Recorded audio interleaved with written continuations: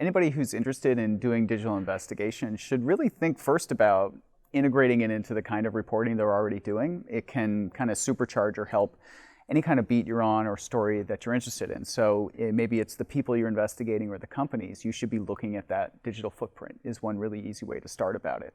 And also if you're on a particular beat and you're tracking a certain subject, you should be thinking about, what are the digital conversations in that area? Who are the influential digital actors? And what is the presence of, the entities, organizations, people that you're already looking at? So integrating it into what you're already doing is a super easy way to get started.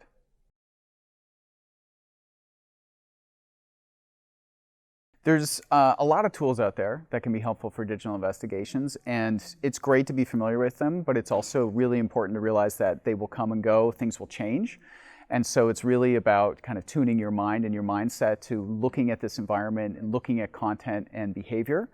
But some of the core tools are doing things like, whois searches to figure out domain ownership records. DNSlytics.com is a great website and tool for that. Builtwith.com is another great tool for looking at websites in terms of the tools that are used to build it and also its potential relationships. Google is a super important tool. You should understand the different search operators out there, like cite : to focus a search on a particular site, and how to really craft things to get the information you want and to uncover documents that are maybe out there publicly but aren't really known. And also when you're researching people, setting up Google alerts on their name, on the companies, so you get information flowing at you, as well as tools like epios.com, osint.industries, and Castric Clues. If you've got an email or a phone number, they can start to show you some of the accounts that are linked to that email or that phone number. And that helps you get a sense of somebody's online presence.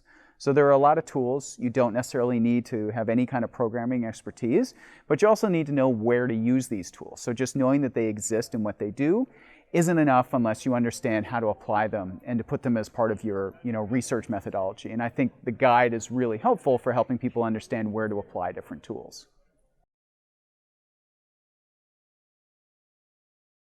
One of the biggest challenges we have with digital investigations is that it's a really rapidly changing environment. And so you may have a tool or a data source that works for months or years, and then all of a sudden it's gone. It's turned off or it's changed dramatically. And so you have to be ready to adapt to that.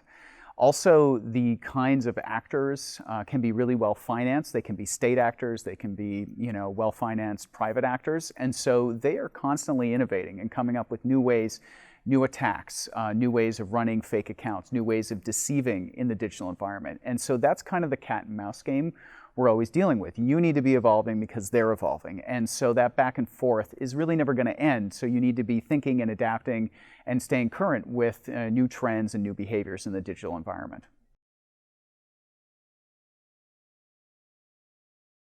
People should apply to the digital threats course because this is going to help you in any kind of reporting you're doing. The digital environment really touches almost everything we're dealing with now. Whatever your beat is, whatever your interest is, if you've got a good solid grounding in digital investigative approaches and tools, you can find stuff maybe you would have missed.